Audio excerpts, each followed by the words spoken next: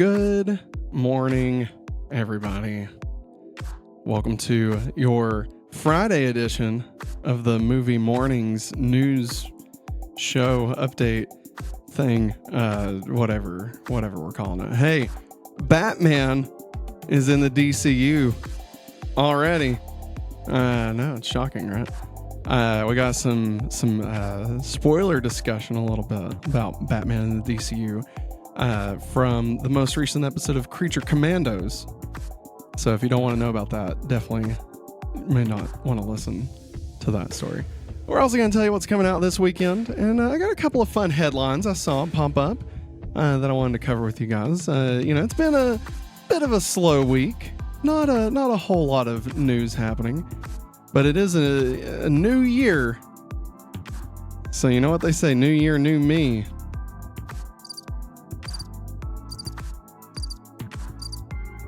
All right, let's get into it. Creature Commandos gives first look of Batman in James Gunn and Peter Safran's DC universe. We don't need to hear the origin story again. I agree. Sorry, I was taking a sip of coffee out of my cup. Man, I love this cup.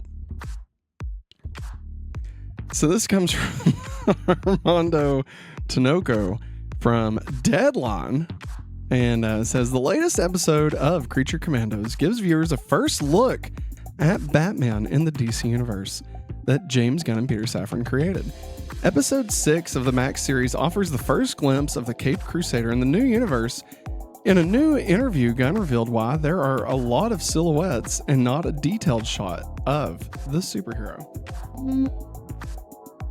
Sorry, I gotta switch hands with my coffee here. So, when they first gave it to me, we saw a lot more Batman, Gunn said in an interview with Rotten Tomatoes. And I was saying, I'm not ready to commit to that. I'm not ready to commit to that. I'm not ready to commit to that. So I was just like, more silhouette, more silhouette, more silhouette. Creature Commandos is said to be the first series of the DC universe Gunn and Safran have created, and a part of their Chapter 1 Gods and Monsters timeline. One of the film projects announced as part of the chapter includes Batman the Brave and the Bold, a story of Batman and his son Damian Wayne, who is Robin. We love Damian Wayne. He's a great Robin. I am kind of, sad that, Dick Grayson Robin. Like, we're never going to get, like, Tim Drake Robin, are we? It's always just going to be, like, Dick Grayson, Damian, and then maybe Jason Todd, because like he died. And so Tim Drake, he's never really gonna get his time to shine, Unfortunate, because he's a great Robin. Maybe we'll get a Tim Drake Red Robin. Yum.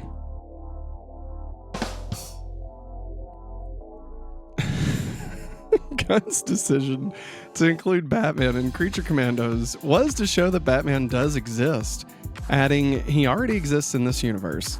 Just like when we come to the Superman movie, we see Superman already exists. He's already known by the people in Metropolis. We don't need to hear the origin story again. That's just a way to introduce that Batman is a part of the universe. He's an important part of the universe, and he has an impact on it, including defeating such pretty dangerous, scary people like Phosphorus. Gunn added that he loves Batman. I've loved him since I was a little kid. He's one of my favorite characters. I've gone on record in the past when I was at Marvel saying my favorite character is Batman. We're gonna do great things with him, he said about Batman. He's the most popular superhero in the world, and I can't wait for people to see more of him along with Superman and together. Oh my God. Dude, I think I just filled the cup. What? We're getting Batman and Superman, and they're not gonna V each other? That's exciting. It's very exciting. As much as I love to see Batman and Superman V. Batman had previously appeared in Creature Commandos Season 1, Episode 4 as a dead corpse in Cersei's Dark Vision of the Future. In Episode 6, titled Prietal Skelet, Batman's silhouette appears on the roof as he crashed Phosphorus's party at the Ice Lounge. That's right, everybody. I bet he said, it's nice to meet you, I'm sorry. So we got Batman in the DCU. I appreciate the fact that James Gunn was like, no, we need to just silhouette this thing. We don't have a writer for the story. We have nothing for any of this. So we're not gonna show what Batman looks like. He's a generic Batman. And honestly, that's fun. I appreciate that. I appreciate the gesture to not wanting to screw up continuity before it even gets off the ground. Now, when it comes to Peacemaker, though, that's going to be a whole other thing. What do you think? What do you think about Batman showing up? Have you been keeping up with Creature Commandos? Let me know in the comments. We've been watching it. And I've really enjoyed it, honestly. We kind of fell behind a little bit because it's one of those shows that we can't watch while the kids are awake. So we have to just kind of find the time to be able to watch it. But I mean, I've enjoyed it. I thought it's been really good. It's very different from even like Peacemaker. It's different from that. So yeah, I don't know. I'm excited. I mean, obviously we're coming off the high of the Superman trailer. Jason Momoa and Supergirl.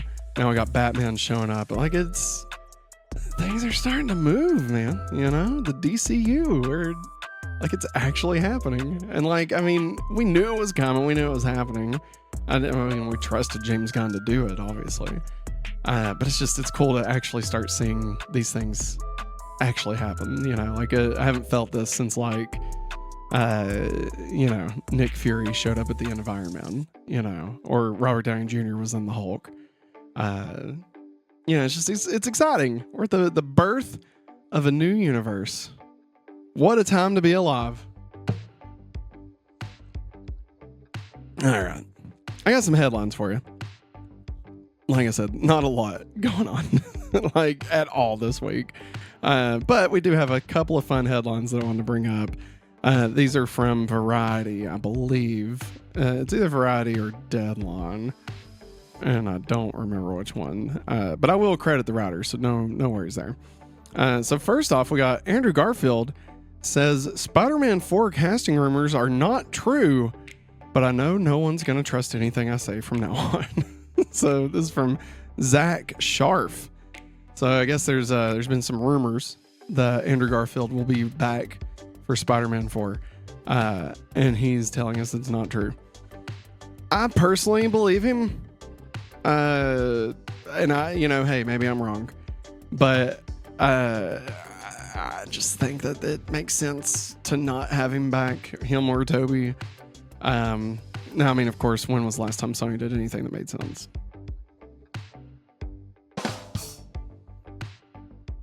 Never. Just to be clear. But I don't know. I mean, I'm going to accept him at face value here and say that he's probably not in the next Spider-Man movie. And if he shows up, hey, I'm happy because I would love for him to be there. And if he appears and I didn't know about it, all the more exciting, So this way I get to have my Andrew and eat him too.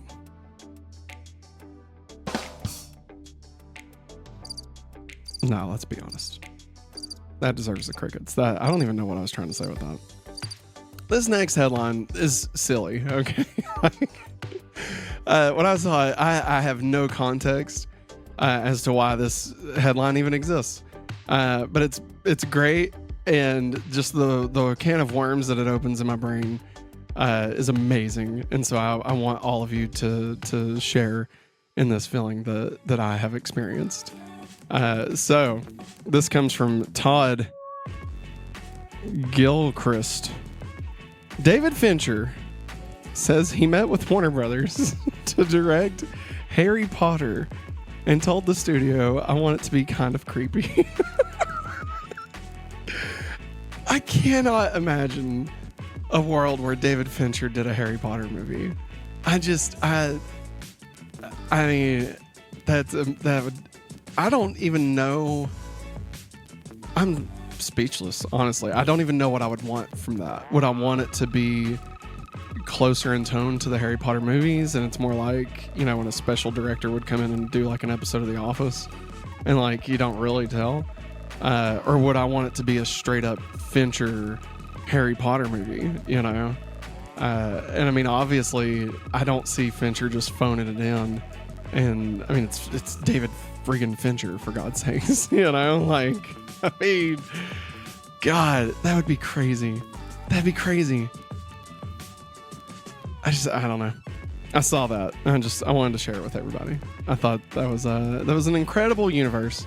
Maybe one day when the aliens show up and take us to alternate timelines and things, maybe we can ask them, hey, can you show us the David Fincher Harry Potter movie from like whatever timeline that actually happened in? And they'll be like, absolutely. Beep borp, big borp borp. That's what they'll say. Oh my God. All right. Out this week, speaking about David Fincher, Seven, the 30th anniversary IMAX exclusive edition, comes to theaters this weekend. It's Seven, but it's in IMAX. And guess what? That's it. That's all that hits theaters this weekend. There's nothing coming out this weekend. Like, there's a few things in limited release, but like, it is dead. I'm shocked. I looked at our AMC app to see like what movie we go watch, and like, there's nothing new. It's insane. I cannot remember the last time that like literally nothing came out, you know? Crazy. What a time to be alive.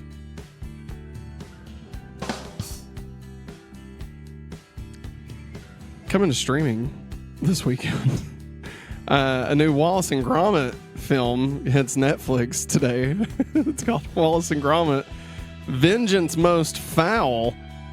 Top dog Gromit springs into action to save his master when Wallace's high-tech invention goes rogue and he's framed for a series of suspicious crimes. I'm going to be honest, I don't give a crap about Wallace and Gromit at all. I know there's a lot of people that, you know, say Wallace and Gromit are just like the best thing. You know, it's like Paddington 2 or something, you know, that it's just, they're pure, they're perfect. I don't care. I've never been a big fan of it. I don't know, ever since Chicken Run came out. And you know who I blame? I blame James and his Giant Peach. Because I feel like Chicken Run and James and the Giant Peach came out around the same time. And I thought James and the Giant Peach looked awful. And so I think I just equated all claymation movies with James and the Giant Peach. And I think that's why I've just never really jumped on that bandwagon again. You know, I mean, I loved Christmas claymation when I was growing up. You know, the California Raisins and stuff, you know. Loved that.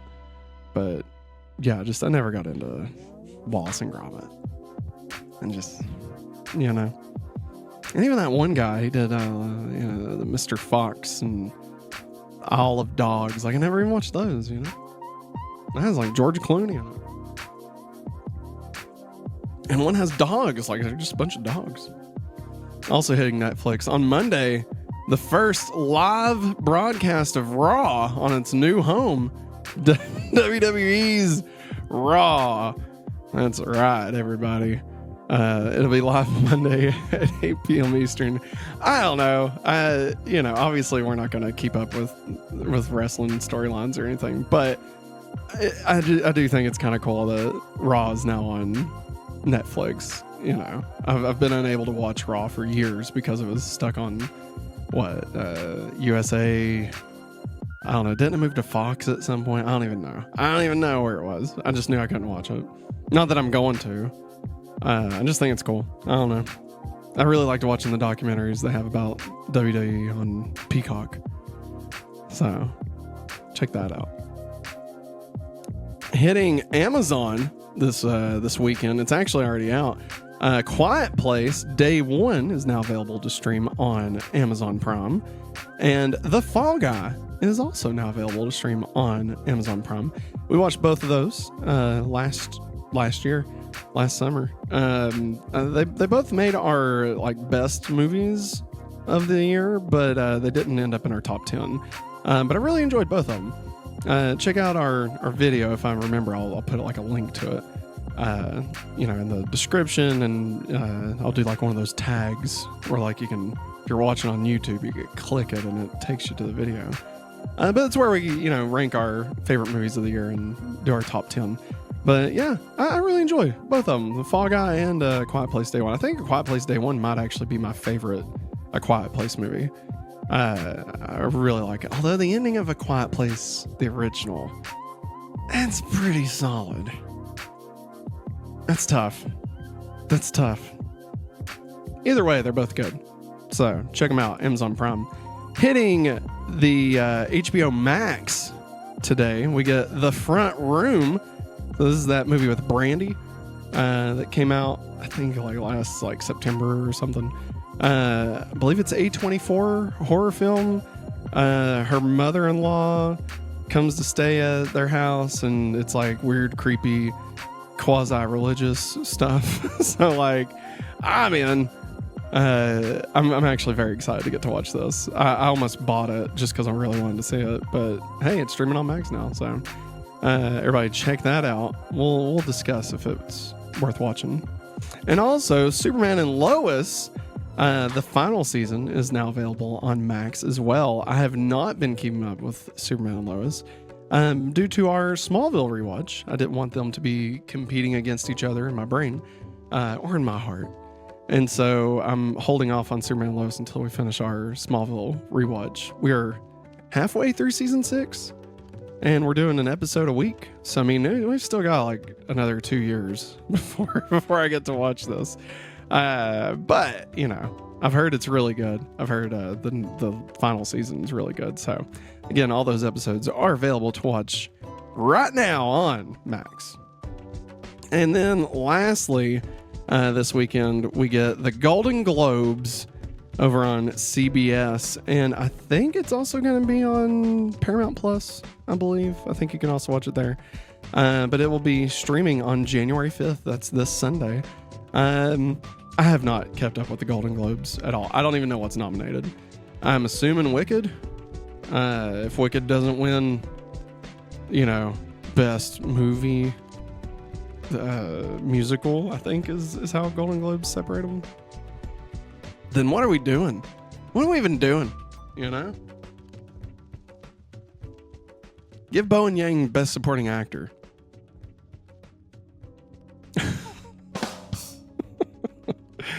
Oh man, everybody, that's it. That's the episode. Like I said, it's an easy one this week. We'll be back again on Monday. We'll break down the box office, see how good Seven did, I guess, is what we'll talk about.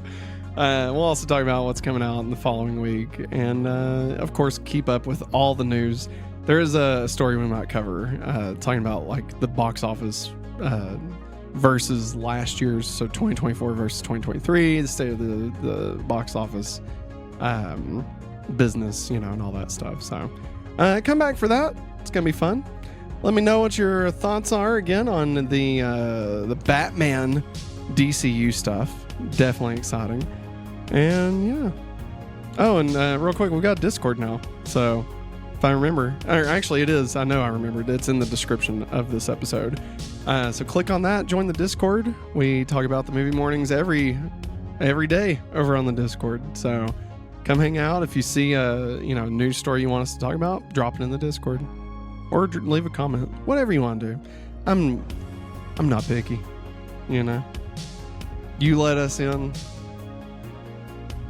That's it. That's all I got, guys. I don't know what you want from me. I'm done. I hope you all have a wonderful weekend. I hope your 2025 is off to a wonderful start. And it's only going to get better from here. All right. Thanks for watching. And as always, have a hopefully awesome day. Goodbye.